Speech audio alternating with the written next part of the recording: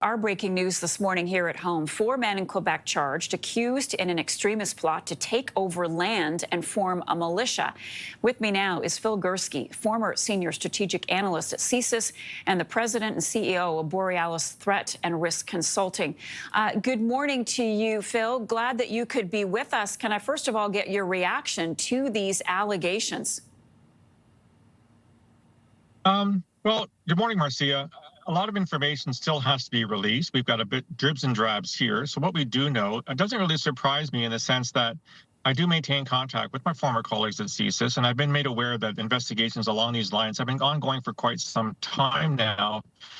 What I find interesting in this case is that apparently almost a year and a half ago, weapons were actually seized from these individuals, and the arrests were made today, which leads to a lot of questions as to what else was happening. Why did the investigation have to last that long? But the bottom line for me, Marcia, is that the RCMP acted. No one was hurt. Nothing got seized. The militia was not successful. So this is a good news story, both for the RCMP and for Canadians in general. Yeah, nonetheless, it is, though, unsettling.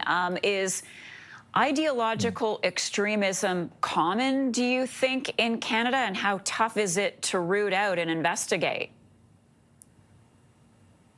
Well, the good news story is, and as I wrote in my book, The Peaceable Kingdom, it is fairly rare here in Canada. And it's not that it's non-existent, but we don't see it as often as other countries, our Western European partners, United Kingdom, France, etc.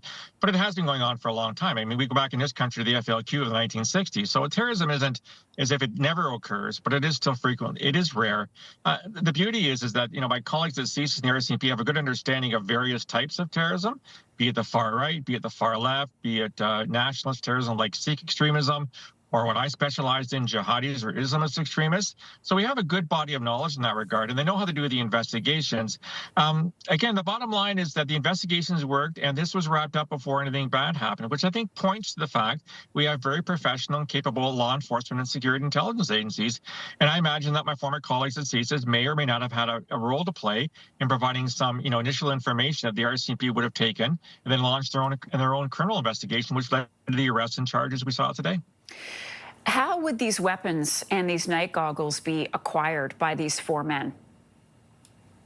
Well, they're part of the militia. They're part of the Canadian military, is my understanding. So they would have access to weapons. And, despite the fact we're not the United States, where you can get, an AK-47 while you're buying a hamburger at McDonald's, there are ways to get these things, be the online forms. We've had a lot of problems with gun smuggling, as you're well aware, Marcia, from the United States.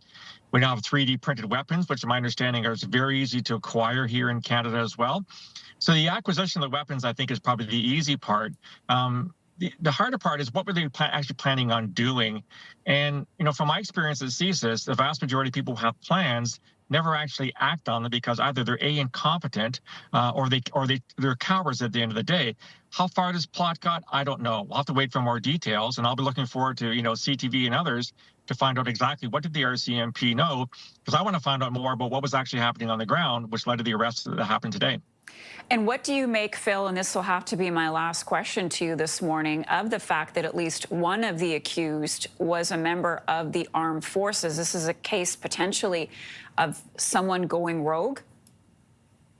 Possibly, but the other thing, Marcia, what it points to is, other militaries in Germany, United States have had this problem as well. What we need is a more rigorous vetting of people applying for the armed forces. Now, we know they're 15,000 short. They're trying to recruit. You got to make sure you don't allow people into the armed forces who already have the ideology. And if members do have the ideology, you have to root it out. So that's on the Canadian Armed Forces' shoulders now to do the job they need to do. So more rigorous vetting.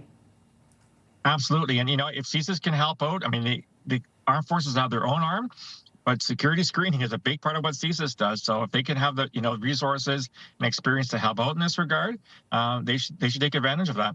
Phil Gurski is a former senior strategic analyst at CSIS and the president and CEO of Borealis Threat and Risk Consulting. Again, appreciate your time with us.